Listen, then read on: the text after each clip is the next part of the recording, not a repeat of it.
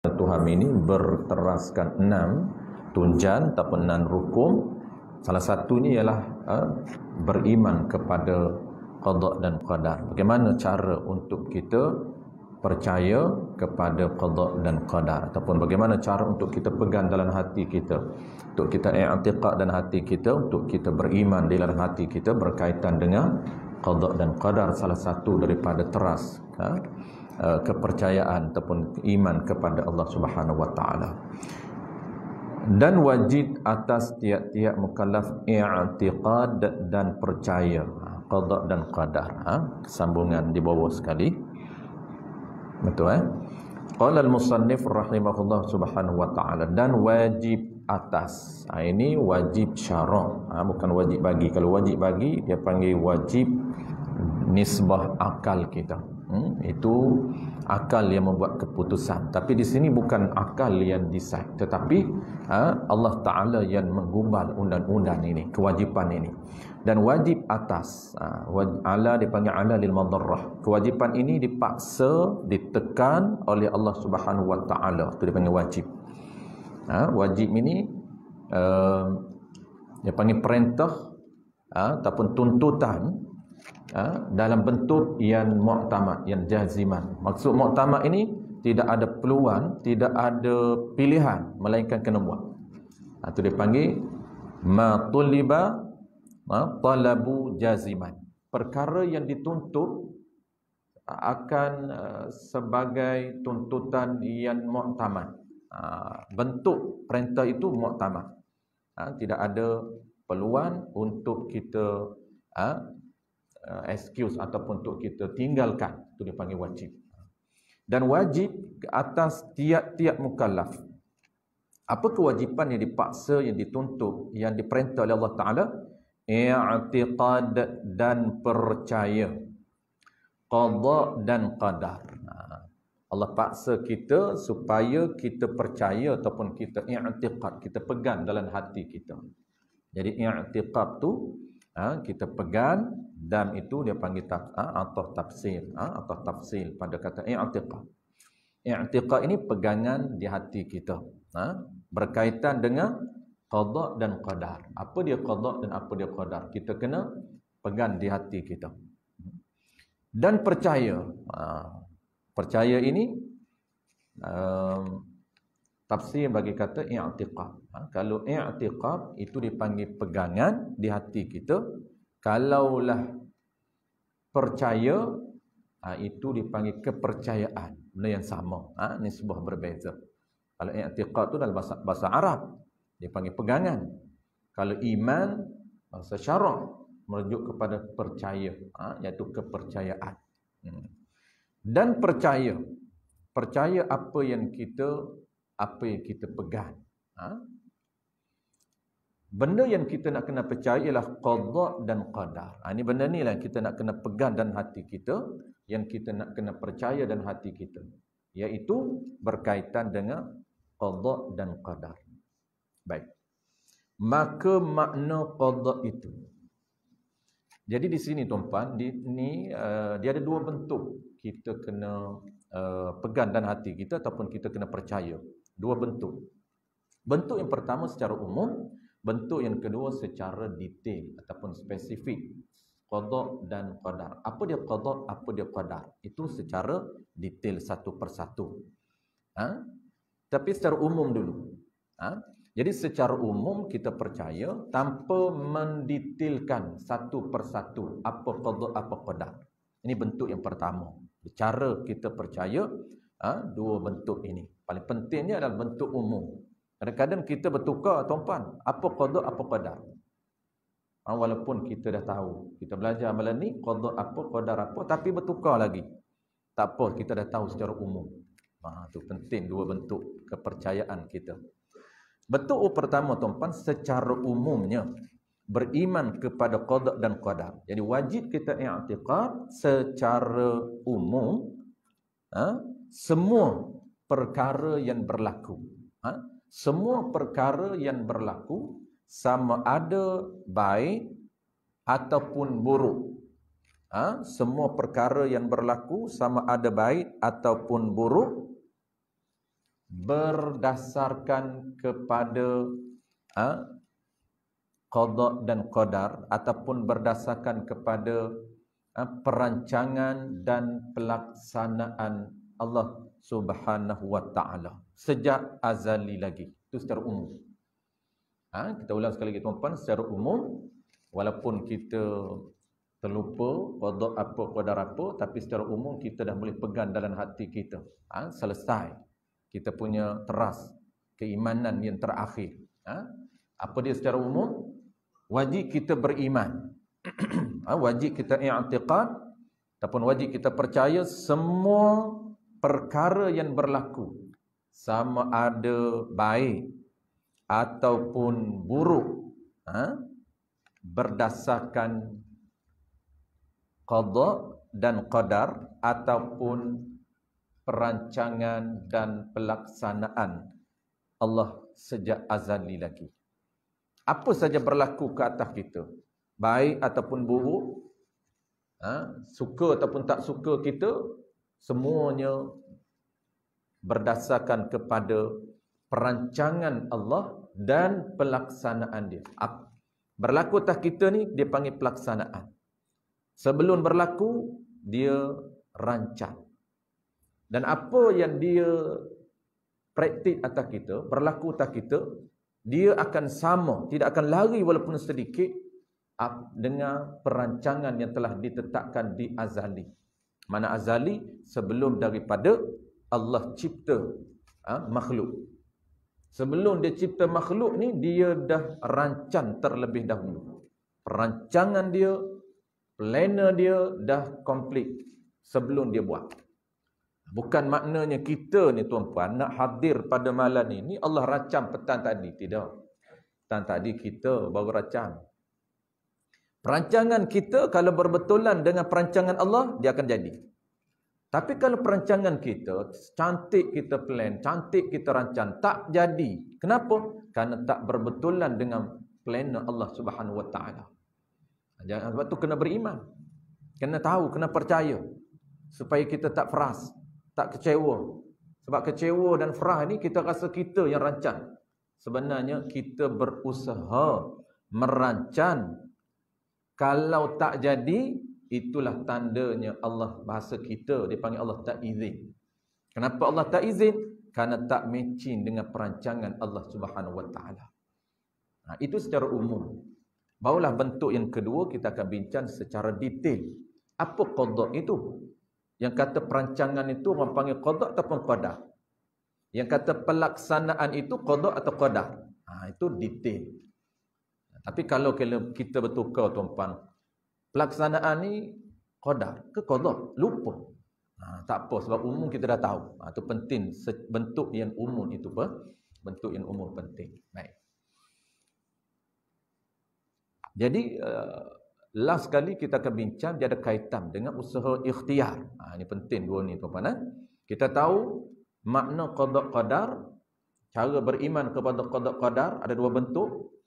Beriman secara umum, beriman secara tafsir, secara detail. Dan yang ketiganya kita nak tahu pun nak tahu ada nisbah usaha dan ikhtiar kepada makhluk, kepada hamba. Dalam mazhab kita al-Imamuna Asy'ari wal Maturidi ataupun Ahli Sunnah wal Jamaah. Ada nisbah usaha dan ikhtiar. Usaha itu dinisbah kepada kita. Walaupun hakikat dia sebenar-benarnya kesemuanya apa yang berlaku kepada kita ini hakikatnya dalam perancangan dan pelaksanaan Allah Subhanahu Wa Taala. Cuma nisbah itu keluar daripada kita. Sebab tu ada nisbah dia panggil usaha kita. Boleh dinisandarkan kepada kita. Dia panggil isnad majazi. Isnad majazi ni tak salah sekira kita kata aku yang berjalan. Walhanya Allah Ta'ala yang cipta kudrah kita. Dan Allah Ta'ala cipta perbuatan yang keluar daripada kita. Kita sendiri tak boleh buat perbuatan. Kita sendiri tak boleh buat kudrah yang ada dalam diri kita. Tiba-tiba kudrah pun hak orang. Perbuatan pun Allah cipta. Cuma bubuh atas kita. Kita claim hak kita. Boleh ke tidak? Boleh. Kenapa? Kerana isnad majazi, sandaran secara zahirnya begitu. Walaupun hakikatnya pengarah yang sebenarnya ialah Allah Subhanahu Wa Taala. Itu boleh. Sebab tu dia ada dalam agama kita, ada zahir dan ada hakikat. Orang belajar hakikat, dia tak belajar ilmu tauhid, maka dia menyalahkan perkataan orang zahir. Ini penting, dia punya struktur dan agama. Nak belajar agama, kena follow dia punya syllabus. Jangan terus skip yang zahir. Usuluddin dia tak belajar, terus ambil tasawuf yang hakikat. Tasawuf ni ada dua. Ada tasawuf zahir, macam penawar bagi hati, macam qatrul ghaithiyah. Itu dipanggil tasawuf zahir yang wajib kita belajar untuk buang sifat yang haram dalam hati kita. Ada satu lagi tasawuf yang hakikat. Yang nampak hakikat sebenarnya ialah Allah Ta'ala semua. Kita tidak ada apa pun. Cuma nisbah aja pada kita. Itu dipanggil hakikat. Tapi orang yang tak belajar asas, tuan-tuan, terus dia naik kita hikam. Menyebabkan dia akan menyatakan, sesiapa yang mengatakan bahawa akulah solat, akulah berjalan, akulah yang pandai, akulah yang belajar, itu merupakan syirik kerana dia mengaku perbuatan itu dia, sedangkan itu adalah perbuatan Allah. Nampak tak tuan-tuan? Apabila tak ikut dia punya struktur yang telah ditetapkan oleh ulama, dia akan berlaku pening. Sebenarnya boleh untuk kita bercakap, memang itulah adabnya bercakap zahir, hakikat nampak. Kita ni bercakap zahir tapi hati kita nampak hakikat. Tak perlu bercakap dengan hakikat. Bercakap dengan zahir. Tak perlu kata, apa nama ni, bukan saya yang semayang sebenarnya. Allah Ta'ala yang bagi saya semayang. Tak perlu cakap. Tapi dia tahu hakikat dan hati dia. Dia kata aku solat, alhamdulillah aku boleh datang ke surau, boleh mengaji, boleh solat jemaah. Nisbah zahir. Tetapi hati dia nampak apa? Hati dia nampak Allah Ta'ala semua ni yang gerakkan dia boleh berjalan, yang gerakkan dia ini boleh solat, gerak dia bangkit mendirikan solat, bangkit pagi.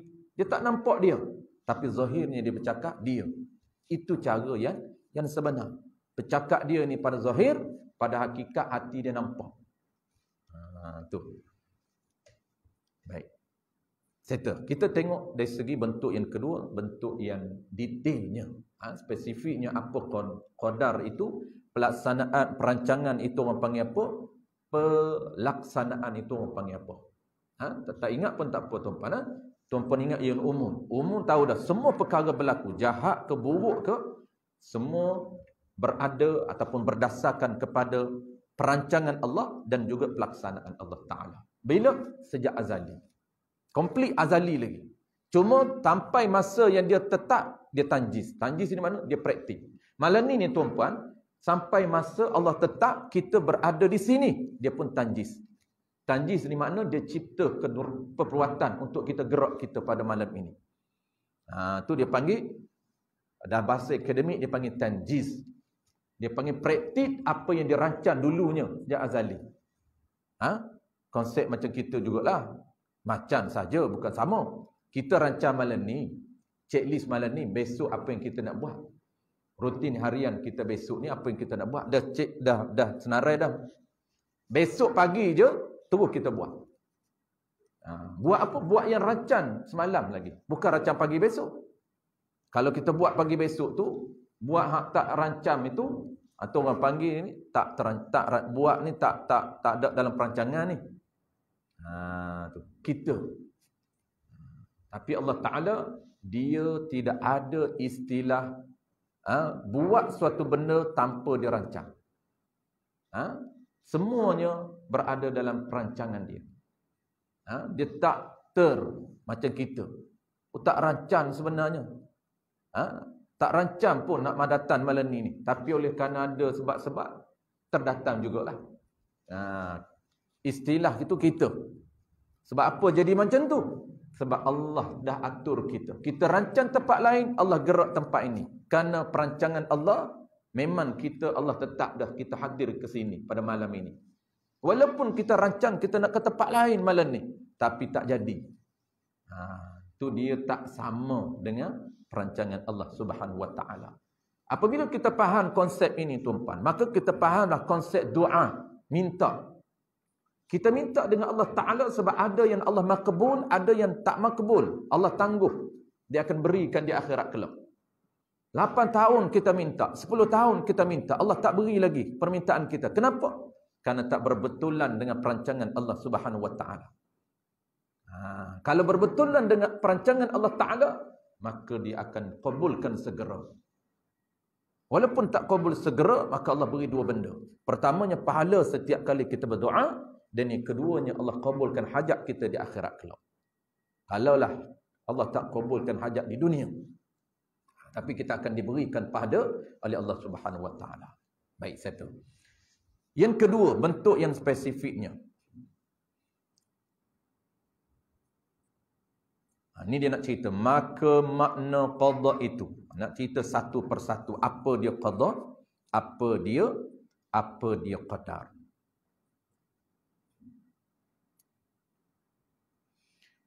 Kita ambil qaulian mu'tamad tuan-tuan. Ni dalam kitab kita ni dia sebut qaulian mu'tamad. Jadi kalau qaul pandangan lemah dia berbeza. Jadi sebaliknya. Sebab tu kalau tuan-tuan bertukar tak apa. Qada ini, qadar ini makna qada, dia qada dulu. Qada ini dia kena kepada perancangan Allah Ta'ala, perancangan. Plan dia. Tu dia panggil qada. Bukan pelaksanaan. Jadi qada kena kepada perancangan Allah Subhanahu Wa Taala. Kenapa dia boleh plan, dia boleh rancang? Kembali balik kepada ciri yang pernah kita bincang sebelum daripada ini. Allah mempunyai ciri yang ke-8 yang bernama iradah. Iradah.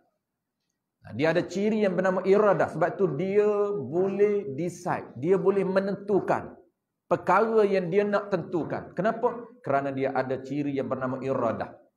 Berkehendak. Sebab tu dia ada kehendak, dia ada keinginan. Sebab tu dia boleh berkeinginan untuk menentukan suatu perkara. Yang mungkin. Ini kita pernah bincang ciri yang ke-8 sebelum daripada ni. Jadi ini sebenarnya tuan-tuan, qada dan qadar ini dia panggil takluk kepada ataupun fungsi kepada sifat qudrah dan iradah. Rukun yang ke-6 ni terasa. Kepercayaan yang ke-6 sebenarnya dihasil daripada fungsi ciri Allah yang bernama qudrah dan iradah. Tu. Jadi qada ini, sebelum kita baca, kita sebut dulu tuan-tuan supaya kita lebih clear. Qada ini dia kena kepada plan ataupun perancangan Allah sejak azali. Dia rancang. Dia akan matching, dia akan tally dengan apa yang dia buat. Wafqil iradah. Sebab tu pernah kita sebut dulu tuan-tuan makna qudrah. Qudrah ni dia buat suatu benda. Wafqil iradah. Dia sama selari dengan apa yang dirancang. Dia tak akan lari walaupun sedikit. Ini dia panggil perancangan dia. Qada kena kepada perancangan, qadar kena kepada pelaksanaan. Maksudnya kena pada pelaksanaan, buat perbuatan dia. Apa yang dia qadar, apa yang dia buat, wafqil iradah, sama dengan perancangan dia. Sebab tu qudrah dulu, kita pernah sebut makna qudrah dulu, iaitu sifatun wujudiyatun qaimatun bizatihi ta'ala. Tata'allaku biijad kulli mumkin ala wafqil iradah. Dia Allah Ta'ala mengadakan sesuatu perkara yang harus pada akal, wafqil iradah, yang sama dengan apa yang dirancang. Pernah kita bincang sebelum daripada ni. Jadi kesimpulan tuan-puan sebelum kita baca secara spesifiknya, qadar itu ataupun qada itu dia kena kepada perancangan Allah di azali. Kena kepada planner dia di azali. Dia rancang. Komplit dah planner Allah Ta'ala.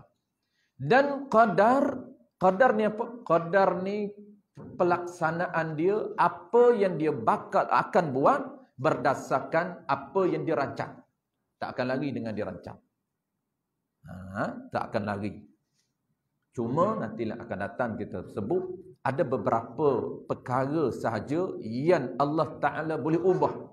Tu dia panggil qada, mubram. Qada, ada benda yang dia tak akan ubah. Ada benda yang Allah boleh ubah dengan doa. Ada benda yang Allah boleh ubah dengan sedekah. Jadi ini akan datang. Ada perbahasannya. Cuma secara umum, kita cerita ni umum dulu. Apa saja dia buat, akan sama dengan benda yang dia rancang. Akan sama dengan benda yang Allah Subhanahu Wa Taala rancang. Baik, kita baca tu pada. Kita dah tahu secara spesifiknya, ringkasnya begitu. Kita tengok apa perbahasan penulis. Maka makna qada itu, tiap-tiap sesuatu perkara itu tiada boleh jadi melainkan sudah Tuhan kehendaki pada sedia kala. Ni bahasa dia lah. Bahasa kitab. Tiap-tiap perkara tu dia kata tak akan berlaku melainkan perkara itu telah dirancang, telah kehendaki. Kehendak ni maknanya dia telah plan. Tu kehendaki itulah dipanggil iradah tu. Tiap-tiap perkara ini tidak akan berlaku, dia tidak akan buat, maksud dia. Dia tidak akan buat melainkan perkara yang dia telah rancang. Bukan makna tuan-puan dia tak rancang pun kita hadir pada malam ini, tiba-tiba dia buat, tak akan berlaku. Dia buat benda dia rancang. Tu. Bukan maknanya apabila Allah nak buat satu benda, terus dia buat tanpa dia rancang. Bukan. Sebab tu ayat, apabila kita faham konsep ini, maka kita akan fahamlah ayat surah Yasin yang terakhir itu. Innama idza arada syai', apabila Allah Ta'ala arada nak melakukan suatu perkara, kun fayakun, maka dia akan kata kun, jadi. Innama amruhu idza arada syai'an an yaqula lahu kun fayakun. Apabila Allah menghendaki dia nak suatu benda, nak buat satu benda, maka seolah-olah dia kata kun, jadi terus. Di sini tuan-puan dia panggil apa di sini? Bahasa yang Allah nak gambarkan di sini, dia panggil, Allah nak gambarkan kecekapan, kepantasan dari segi praktikal dia, perbuatan dia. Apabila benda yang dia rancang, terus akan jadi. Bukan makna dia nak buat satu benda, terus dia buat tanpa dia rancang, tidak. Tu bukan makna kalau Allah nak buat, dia kata kun, terus jadi. Tu yang kita faham zahir. Tu bahaya. Kalau tak belajar ilmu akidah, nak faham Quran memang akan lari ke fahaman kita. Karena Al-Quran nak faham dia, mesti ada alat yang asas. Barulah alat tambahan. Alat tambahan itu dia panggil grammar. Dia panggil nahu saraf, ilmu badi' ataupun dia panggil ilmu balaghah. Badi', ma'ani, bayan. 3 jenis ilmu. Nahu saraf 2, dah 5 dah. Mantik 6. Dah 6 dah kat situ asas untuk faham Quran. Tu dia panggil bukan asas, itu tambahan. Adapun yang asas ialah ilmu tauhid, ilmu fiqh, ilmu tasawuf, 3 ilmu asas untuk faham Quran. Sebab Al-Quran ini dia berkisar kepada sistem dalam agama. Dan agama itu dia terbentuk berasaskan kepada 3 sistem utama.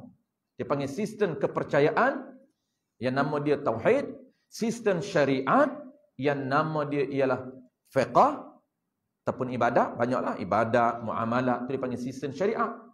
Dan sistem yang ketiganya adalah sistem akhlak, iaitu unsur dalamah.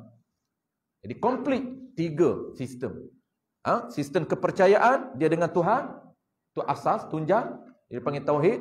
Sistem yang kedua ialah sistem syariat, tata cara melakukan ibadat kepada Tuhan. Apabila kenal Tuhan, nak ada protokol dalam ibadat. Itu dia panggil sistem syariat. Ada satu lagi nak komplit, dia panggil nak kena cantik dalaman. Dia panggil akhlak ataupun tasawuf. Maka tiga ini sistem dalam agama, tak boleh skip dia. Nak faham Al-Quran dan juga hadis. Barulah tambahan, ilmu tambahan. Ilmu tambahan, ilmu badi' bayan ma'ani. Maka ilmu balaghah, khusus sastraan Arab, nilai-nilai sastra yang ada dalam bahasa Quran perlu kita faham. Antaranya di sini. Allah Ta'ala kata kun fayakun. Kun tu makna apa? Makna seolah-olah aku kata jadi, jadi. Bukan maknanya Allah kata jadi, terus jadi. Bukan. Saya tahu tuan-tuan. Kita terus lagi apa yang disebut. Melainkan sudah Tuhan kehendaki pada sedia kala.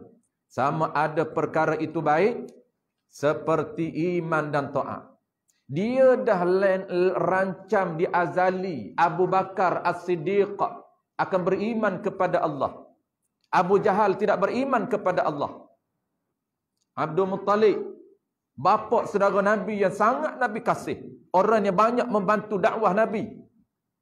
Nabi sangat sedih apabila dia mati dalam keadaan tidak beriman kepada Allah. Sedih Nabi sehingga turunnya ayat.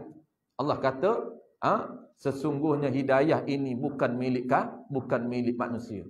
Semuanya urusan aku. Kalau aku tak pilih untuk beri hidayah, nescaya manusia tidak akan beriman kepada Allah. Walaupun bapa saudara Nabi ini seorang yang baik. Kenapa baiknya dia? Dia pembesar, orang yang pembesar di kalangan Quraisy, orang yang dihormati, dan dia merupakan orang pengaruhnya digunakan untuk menyelamatkan dakwah Nabi. Apabila dia mati, barulah orang tentang, orang lawan Nabi, orang tentang Nabi. Sebelum dia mati, pengaruh dia sangat digeruni oleh musuh-musuh Islam. Orang nak lawan Nabi tak berani. Tapi dia tak beriman kepada Nabi.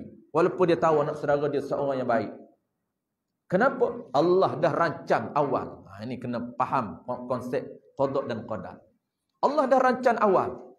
Siapa yang beriman, siapa tidak beriman. Allah pilih awal. Inilah berlaku orang panggil perbahasan. Adakah zalim Allah Ta'ala?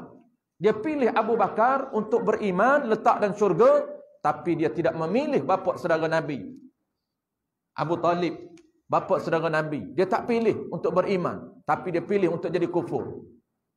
Jawab dia tuan-tuan, tidak zalim Allah, kerana dia punya. Makhluk dia buat. Ikut dia nak buat, ikut cita rasa dia. Dia nak buat kawan ni baik, dia nak buat kawan ni buruk. Baik ni dia nak letak dalam syurga, hak buruk nak letak dalam neraka. Terpulang kepada dia. Tidak ada zalim berlaku pada dia. Kerana dia yang buat.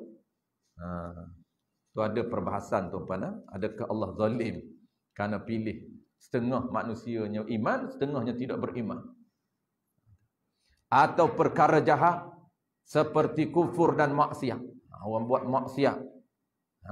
Cuma sini tuan-tuan, dalam kitab besar dia akan sebut adabnya benda yang jahat dan buruk ini tidak boleh disandarkan kepada Allah. Itu adab.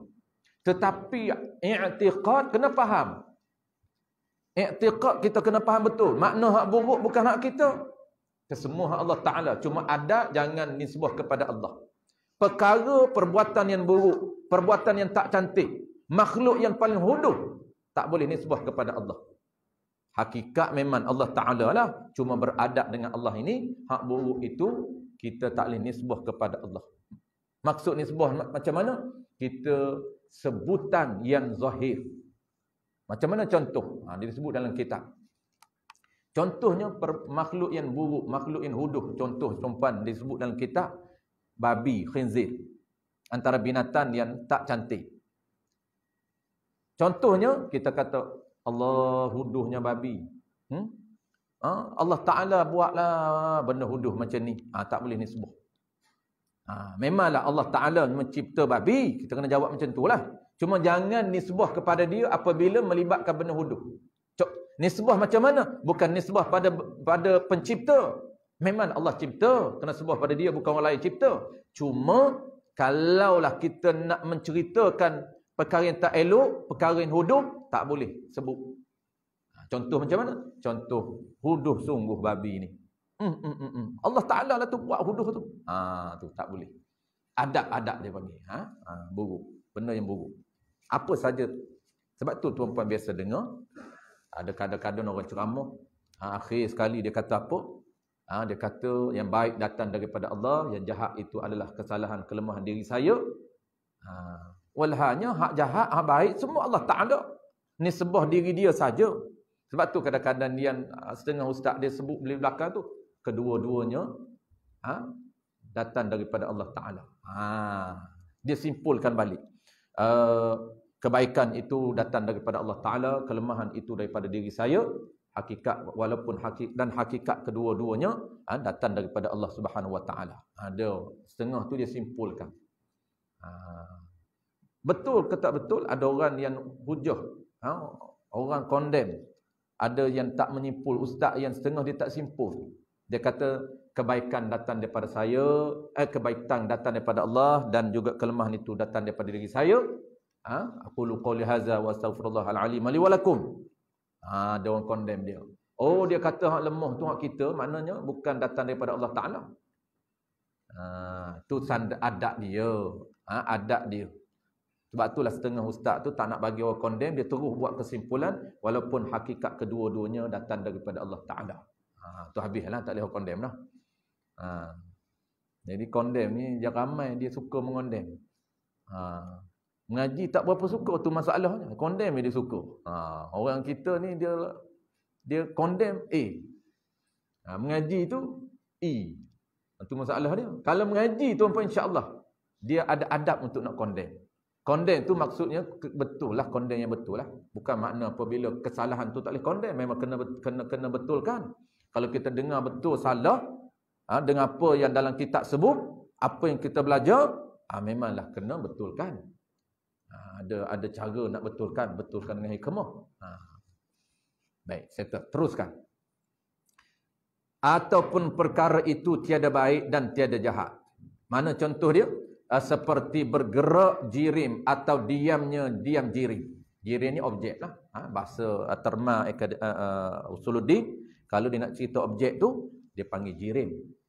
Jirim ni nisbah kepada objek yang mengambil ruang untuk kewujudannya, untuk keberadaannya.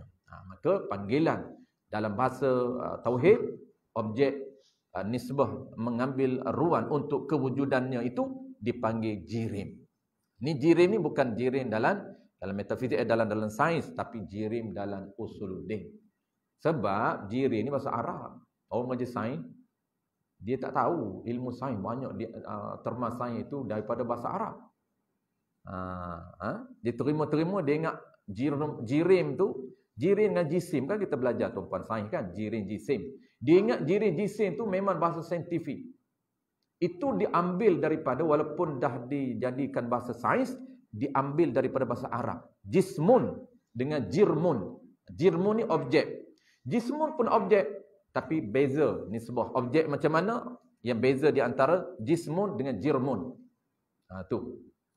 Jadi sebab agama kita ni tuan-puan, dia ada ulama sains.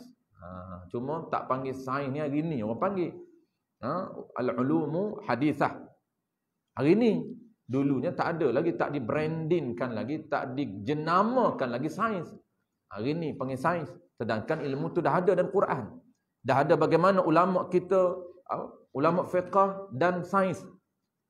Dia boleh kaji bagaimana proses pendebungaan itu. Disebut dalam surah Yasin. Proses pendebungaan disebut dalam surah Yasin. Ulama sains kita awal lagi bincang. Belum lagi ada masa tu jenama ilmu ni, ilmu sains ni. Bagaimana ulama kita kaji dalam bidang fiqh dan sains.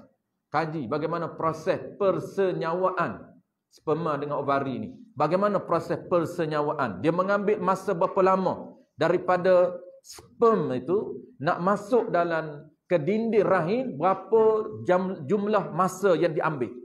Pancutan air mani, berapa jumlah masa saat. Dan air mani itu dia nak terus. Air mani sperma yang dia dipanggil tuan-puan, yang dia sperma ni dia banyak. Yang masuk lekat ke dinding, dia tembok ni tuan-puan, lekat ke dinding tu yang strong, yang kuat. Yang lemah dia tak akan lekat. Sebab tu benih kita tuan-puan, benih yang banyak-banyak keluar daripada sperma kita, dia yang lekatnya adalah yang kuat. Mana berapa lama masa diambil, berapa saat diambil untuk dia lekat ke rahim, dinding. Itu dikaji. Satu saat tembakkan keluarnya air mani daripada zakat, kemudian air mani itu nak terus melekat ke dinding ovari, dia mengambil 1 saat. Lahzah dia panggil. Ini nak cerita tuan-puan, itu adalah ilmu Al-Quranul Karim, ilmu sains itu. Cuma dulunya tidak dijenamakan lagi. Tu. Jangan kita kata, oh jirim itu apa ni? Pengaruh dengan sains ni. Jirim dan jisim. Jadi jirim dalam ilmu usuluddin merujuk kepada objek. Jisim juga merujuk kepada objek. Setiap bergeraknya objek ataupun diamnya objek, kesemuanya itu sudah Tuhan kehendaki, sudah Tuhan rancam pada sedia kala. Baik, settle. Nak bergeraknya satu objek tuan-puan, Allah dah plan lama dah. Tengok benda duduk diam, sekejap dia bergerak, diam balik, bergerak balik. Adakah waktu tu Allah rancang? Tidak, Allah dah rancang lama. Tu perancangan Allah Ta'ala komplit. Belum Allah buat dunia, syurga, neraka dan sebagainya. Tu dipanggil azali. Baik, settle tuan-puan, itulah dia qada. Jadi kesimpulan qada, belum nak masuk qadar. Qada ini ringkasnya tuan-puan, perancangan Allah Ta'ala setiap apa yang berlaku, baik buruk apa saja, maka semua dirancang terlebih dahulu. Settle. Yang kedua, qadar. Dan makna qadar itu, sekalian perkara itu dengan takdir Tuhan. Kan kita orang Melayu pun panggil takdir. Dah Allah takdir nak buat macam mana. Allah Subhanahu Wa Ta'ala takdir saya ni jodoh dengan isteri saya. Saya bercakap dengan Tuan Haji. Dia kata, Tuan Haji dari mana? Saya, dia kata, Ustaz dari Kelantan. Isteri orang dari Johor. Oh, jauhnya. Kelantan jauh-jauh. Dah Ustaz nak buat macam mana, takdir dah. Allah jodoh. Saya duk rancang nak orang sebelah rumah, dia tak jadi. Maknanya dia kata, saya ni bukan nak pada isteri saya. Oh, dia tak nak pada isteri pula dah. Maksud tak nak tu dia tak rancang pun nak kahwin dengan isteri dia. Dia duk rancangnya, dia kata saya dengan orang kampung saya tak nak keluar rumah. Tapi tiba-tiba dapat hang jauh sekali. Kenapa saya tanya Haji? Allah takdir dah Ustaz. Pandai Haji. Apa maksud Allah takdir? Allah laksanakan mengikut perancangan dia. Maknanya Allah qadarkan. Allah panggil buat berdasarkan Allah rancang. Sebab tu dia tak sama dengan perancangan kita. Kenapa perancangan kita tak jadi? Tu orang panggil, orang kita kata jodoh tu. Kita kata jodoh. Allah Ta'ala memang dah awal lagi dah rancang dah. Kita dah jodoh tak jadi. Kita kata jodoh lah sebab saya rancang lain. Jadi lain. Dia rancang tak berbetulan, tak matching dengan perancangan Allah. Tak jadi. Tu. Barulah tenang hati kita. Apabila kita faham konsep qada dan qadar. Tak berlaku kecewa. Sebab apa? Memang Allah rancang dulu lagi. Tak jadi. Tak payah duk kecewa apa. Kita ni usaha saja. Nak begitu Allah tak izin. Kenapa? Kerana Allah rancang awal. Lain. Tu. Jadi tak perlu kecewa. Apa saja kita nak Allah tak bagi. Kerana tak berbetulan dengan perancangan Allah Ta'ala. Itu takdir tuan-tuan. Takdir itu pelaksanaan. Sekalian perkara itu dengan takdir Tuhan. Yakni, apa maksud dia? Maksud takdir tu.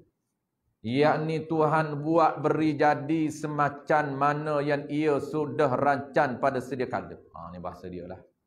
Bahasa kampung lah. Maksudnya bahasa musannif, bahasa pengarang yang diadaptasi daripada kitab Arab. Jadi musannif ni dia tak ambil sebiji dalam kitab Arab. Dia tak ambil satu terjemah word by word lah.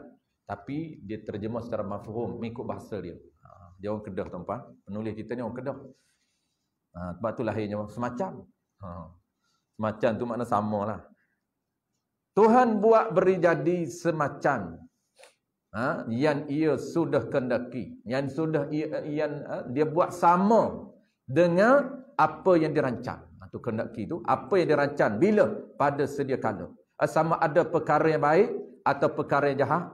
Atau perkara yang bukan baik dan bukan jahat. Sama ada perkara itu dengan usaha hambanya atau tergagah. Tergagah ni terpaksa. Kita terpaksa kena buat. Jadi, kerana Allah Ta'ala. Kita je panggil terpaksa kena buat. Kita tak suka, kita buat juga. Terpaksa lah. Kenapa datang ni? Ji, terpaksa Ustaz. Kenapa isteri ajak datang? Datang juga? Datang juga Ustaz. Tergagah. Terpaksa kena buat. Lepas tu jadi juga ni. Jadilah, bukan kerja dia. Dia usaha. Dia langkah. Allah Ta'ala gerakkan. Dia nak. Maksud nak. Gagah pun nak lah. Terpaksa pun nak. Allah, saya tak berapa minat Ustaz. Tak apa minat menjadi juga. Tak apa minat sangat makanan ni. Orang hola jadi. Bedah juga. Saya tak boleh makan Ustaz ni. Kenapa Ji? Tak berapa minat sangat. Tak minat tu. Dia bedah sepinggan. Kalau dia minat 2 pinggan. Lepas tu mana? Terpaksa Ustaz. Layan Ustaz ni. Terpaksa juga. Terpaksa juga. Terpaksa ni sebuah kita. Bukan Allah. Jangan tuan-tuan kata Allah pun terpaksa buat juga. Tak. Dia tak ada istilah Allah terpaksa buat. Tak ada. Terpaksa tu ni sebuah kita saja. Kenapa kita kata terpaksa? Kita nak lain. Jadi lain. Kerana Allah Ta'ala dah tetap dah. Benda yang kita tak nak, Allah tetap. Tu yang kita jadi terpaksa tu. Ataupun tergagah, terpaksa. Dengan tiada diusaha ikhtiar. Dengan dia tak usaha.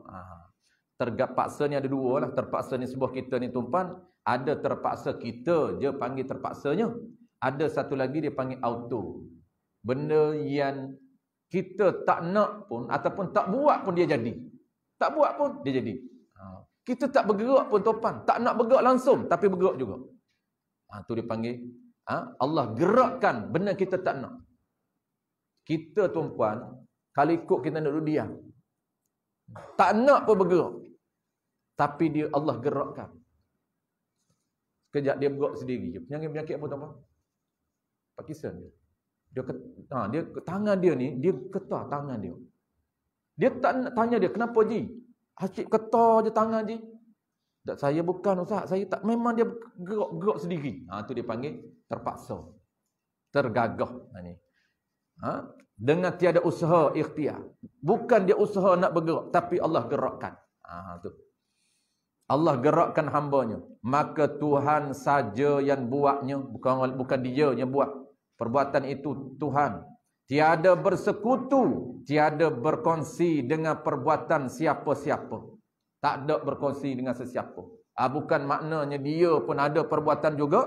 Allah pun ada perbuatan juga. Tidak. Bahkan ataupun tetapi. Dibangsa, dinisbahkan. Ada bagi hambanya usaha dan ikhtiar. Maka dengan sebab ada bagi hambanya itu usaha dan ikhtiar, sebab itulah diberi pahala pada mengerja yang disuruhnya dan diseksa pada mengerja yang ditegahnya yang haram. Dan wajib kita i'tiqad, wajib baharu sekalian alam. Yang ni lain. InsyaAllah minggu depan. InsyaAllah bulan depan kita akan sambung. Ada satu lagi tak sempat, kita dah insya. Kalau saya sebut akan jadi lama. Kita akan sambung bulan depan. Sebelum masuk tajuk, bukan tajuk baru, tu pendetailan tambahan baru tu. Itu dia nak cerita berkaitan dengan perbuatan kita tu bukan perbuatan kita. Tu dia panggil istilah memberi bekas tu. Apa saja perbuatan kita, dia tidak memberi kesan. Kita tidak ada perbuatan. Itu akan datang. Saya nak sebut yang saya tak sempat malam ni ialah yang ketiga saya sebut tadi. Ada 3 benda malam ni nak sebut. Pertamanya qada, yang keduanya qadar, ataupun pertamanya cara beriman qada dan qadar dalam bentuk umum, yang keduanya cara beriman qada dan qadar secara detail, qadar apa qada apa, dan yang ketiganya apa makna usaha dan ikhtiar. Itu tak sempat. Jadi walaupun kesemuanya kita beriman, apa saja berlaku kepada kita ini berdasarkan perancangan dan pelaksanaan Allah Ta'ala, tetapi kena ingat kita ini ada nisbah kepada kita. Nisbah apa? Perbuatan itu nisbah kepada kita. Apa orang panggil dalam bahasa akademik? Nama dia ialah usaha. Kena faham usaha tu, insya-Allah akan datang. Kita detailkan apa makna usaha. Saya usaha ni ustaz, bukan saya. Allah ni beri jadi. Semua saya usaha. Apa makna usaha tu? Tu insya-Allah makna usaha itu kita akan bincang akan datang. Jadi kita dah faham dah, dari segi umumnya kita dah faham. Kita ni sekadar usaha sahaja. Semuanya berlaku itu berada di atas dalam perancangan dan pelaksanaan Allah Subhanahu Wa Taala. Ataupun kita dah belajar sebelum daripada ni konsep dia panggil konsep keesaan pada perbuatan Allah. Kita akan detailkan lagi ke datang. Konsep keesaan pada perbuatan Allah. Tu dia panggil ciri wahdaniyah yang pernah kita bincang. Ciri ketuhanan 13 daripada 13-nya nama dia ialah wahdaniyah ataupun wahid.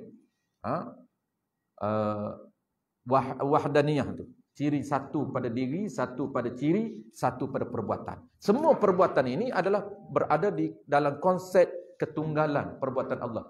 Perbuatan tidak berkongsi dengan perbuatan orang lain. Bukan makna kita pun ada perbuatan, Allah pun ada perbuatan. Kita pun boleh buat benda, Allah pun boleh buat benda. Tidak. Ataupun dalam satu benda, separuhnya kita, separuhnya Allah. Pun tidak. Kesemuanya perbuatan Allah. Cuma nisbah pada kita. Tu dia panggil usaha. Nisbah pada kita itulah kita panggil usaha. Umum. Tapi detail dia ada makna dia. InsyaAllah.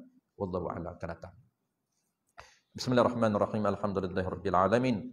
Wassalatu wassalamu ala asyrafil anbiya'i wal mursalin wa ala alihi wa ashabihi ajma'in.